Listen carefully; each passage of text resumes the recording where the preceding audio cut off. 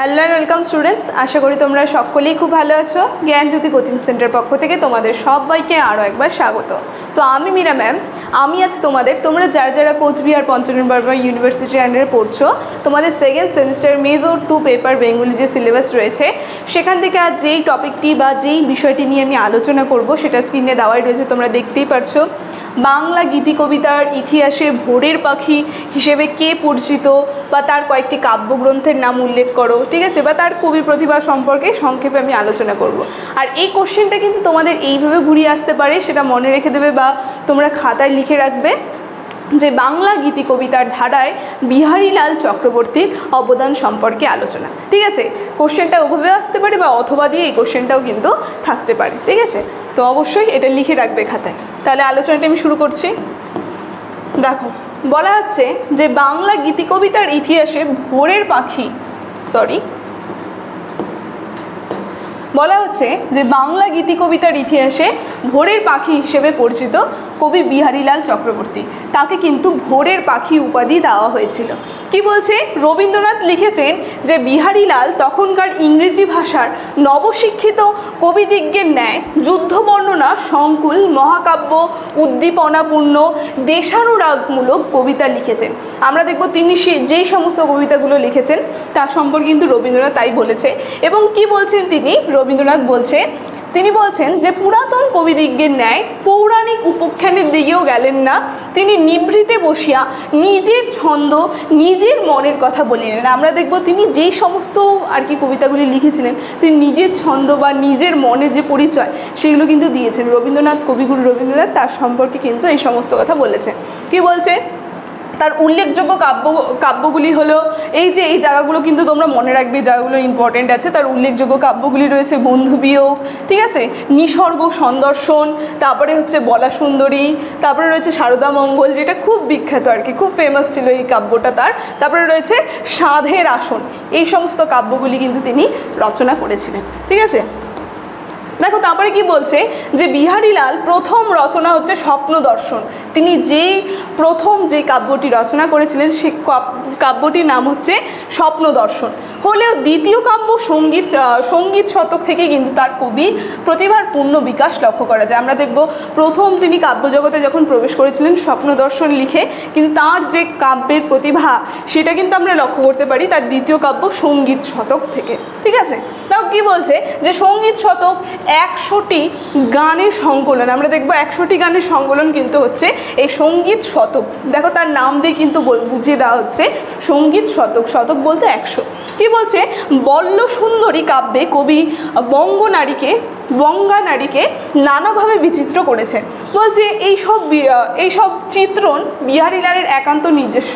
আমরা দেখব এই যে বঙ্গ সুন্দরী যে নারী রয়েছে বঙ্গানারী, তাকে খুব সুন্দরভাবে কিন্তু তিনি চিত্রে অঙ্কন করেছেন, আর সেই চিত্রগুলি কিন্তু তার একান্ত নিজের অঙ্কন করা।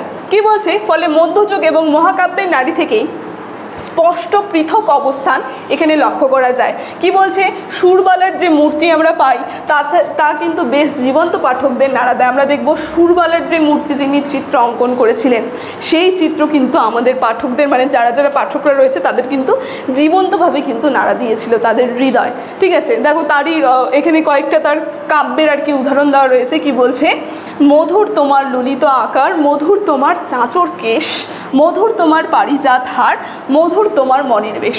খুব সুন্দরভাবে তার কবিতার বা তার কাব্যের কয়েকটা অংশ কিন্তু এখানে তুলে দেওয়া হয়েছে, ঠিক আছে। তাও কি বলছে, বন্ধু বিয়োগ। এই কাব্যে আমরা দেখব তিনি 4 বন্ধুর বিয়োগের ব্যথাকে কিন্তু ফুটিয়ে তুলেছেন। 4 বন্ধু যে রয়েছে তার 4 বন্ধু সম্পর্কে যে তার একটা দুঃখ বা বিয়োগ রয়েছে সেই সমস্ত কিন্তু তিনি তার এই কাব্যটির মধ্যে ফুটিয়ে তুলেছেন। কি বলেছে, নিসর্গ সন্দর্শন, যে কাব্যগুলি রয়েছে, প্রথমে ছিল বন্ধু বিয়োগ, প্রথমে বলেছিলাম আমি, তারপরে রয়েছে নিসর্গ সন্দর্শন। এক লাইন করে আমি বলে দিচ্ছি কি ছিল বিষয়গুলো। কি বলছে যে নিসর্গ সন্দর্শন কাব্যে প্রকৃতির এক নিবিড় চিত্র অঙ্কনে তিনি কিন্তু অগ্রসর হয়েছিলেন। তবে সেই প্রকৃতির মধ্যে প্রেম প্রকৃতি এনে তিনি কিন্তু এক অনবদ্য ক্যানভাস অঙ্কন করেছিলেন। আমরা দেখব প্রকৃতির প্রতি যে তার একটা প্রেম, সেই প্রেম কিন্তু তিনি তার এই কাব্যটির মধ্যে কিন্তু প্রকাশ করেছিলেন। কাব্যটির নাম রয়েছে নিসর্গ সন্দর্শন। দেখো তারপরে কি বলছে, তারপরে বলা হচ্ছে যে বিহারীলালের কবি প্রতিভার শ্রেষ্ঠ নিদর্শন হচ্ছে সারদা মঙ্গলা। আমি যখন প্রথমে এই কাব্যগুলির নাম বলছিলাম তখনই কিন্তু আমি বলে দিয়েছি তিনি যে সমস্ত কাব্যগুলি রচনা করেছিলেন কবি বিহারীলাল চক্রবর্তী, তার মধ্যে শ্রেষ্ঠ কাব্য কিন্তু ছিল সারদা মঙ্গল। ঠিক আছে, এই কাব্যটি কিন্তু খুব ফেমাস ছিল তার লেখা। কি বলছে, তিনি নিজেই জানিয়েছেন যে মৈত্রী বিরহ, প্রীতি বিরহ এবং সরস্বতী বিরহ উন্মত্ত হয়ে তিনি এই কাব্য রচনা করেছিলেন। এই জায়গাটা ঠিক করে নেবে, এই জায়গাটা হবে কাব্য। ঠিক আছে, কাব্য। দেখো কি বলছে যে এই তিনটা বিরহ নিয়ে কিন্তু তিনি তার এই কাব্যটি রচনা করেছিলেন, সারদা মঙ্গল কাব্য, যেখানে দেখবো আমরা মৈত্রী বিরহ ছিল, তারপরে প্রীতি বিরহ ছিল আর সরস্বতী বিরহ।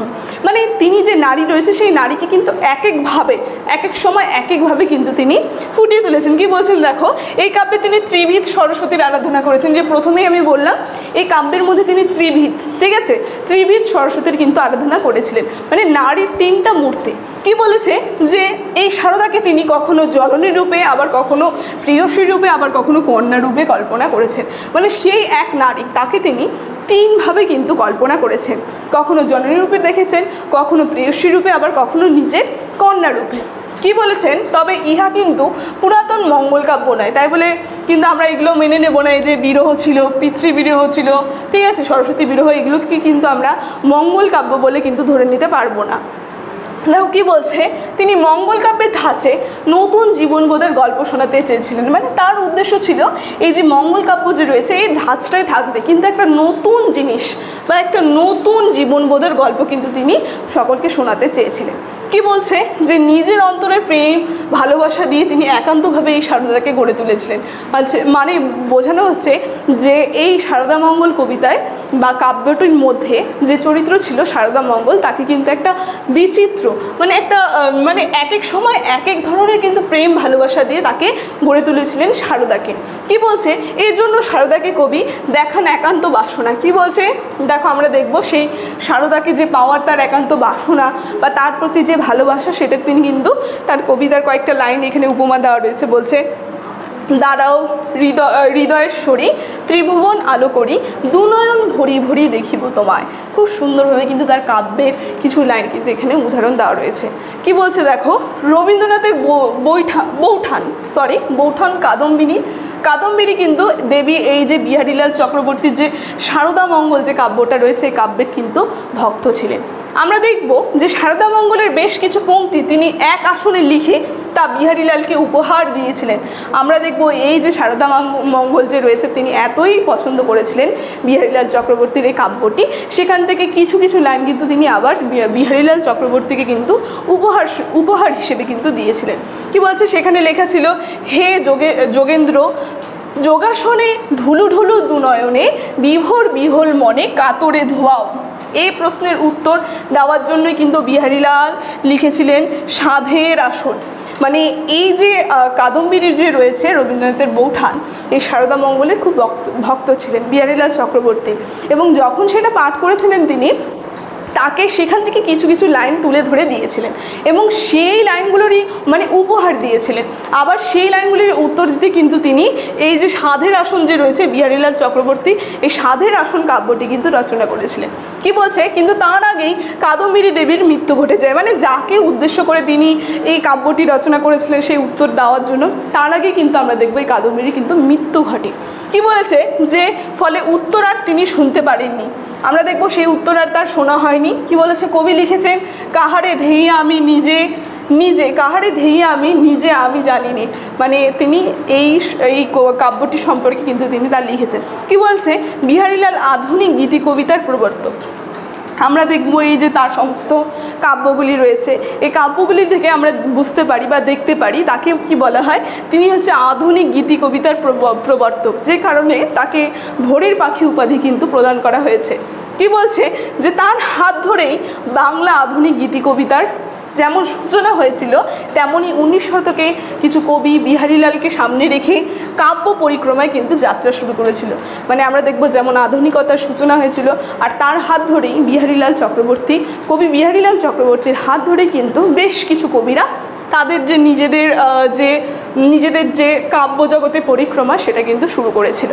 কি বলছে যে তাই রবীন্দ্রনাথ লিখেছেন যে হে প্রত্যুষে অধিক লোক জাগে নাই এবং সাহিত্য কুল্পে বিচিত্র বিচিত্র কুলীন, ঠিক আছে, বিচিত্র কলগীত পূজিত হইয়া উঠে নাই। বলছে সেই উষালোকে কেবল একটি ভোরের পাখি সুমিষ্ট সুন্দর সুরে গান ধরিয়াছিল। কি বলছে সেই সুর তাহার নিজের, মানে এই যে বিহারীলাল চক্রবর্তী যে রয়েছে তিনি যে সমস্ত কাব্যগুলি লিখেছেন তার সম্পর্কে কিন্তু শেষের দিকে রবীন্দ্রনাথ যে রয়েছে রবীন্দ্রনাথ কিন্তু বলে গেছেন, মানে সেই সময় বা সেই সময় যে এরকম একটা মানে ভোরের পাখি আর কি তৈরি হয়েছিল বা এরকম একটা ভোরের পাখি সুমিষ্ট সুন্দর সুরে গান ধারিয়েছিল, মানে তার কাব্যটার রচনা সম্পর্কে বলেছে সেই সুর কিন্তু তার নিজস্ব ছিল। তিনি যেই সুর নিয়ে কাব্যজগতে প্রবেশ করেছিলেন সেই সুর তার নিজস্ব একদম একান্ত ছিল। ঠিক আছে, তো আজকে এই যে বাংলা গীতি কবিতার ধারায় বিহারীলাল চক্রবর্তীর অবদান সম্পর্কে আলোচনা আমার এতটুকুনি ছিল। আলোচনাটি আমি এখানেই শেষ করছি। তবে শেষ করার আগে তোমাদের সঙ্গে একটা গুরুত্বপূর্ণ ইনফরমেশন আমি জানিয়ে দিয়ে যাই। দেখো স্ক্রিনে তোমরা দুটো নাম্বার দেখতে পাচ্ছ, এই নাম্বার দুটি হচ্ছে আমাদের Gyanjyoti coaching centre official helpline number.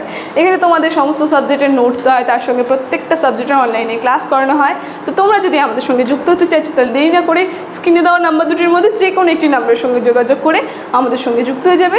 ভিডিওটি শুরু থেকে শেষ অবধি দেখার জন্য থ্যাংক ইউ।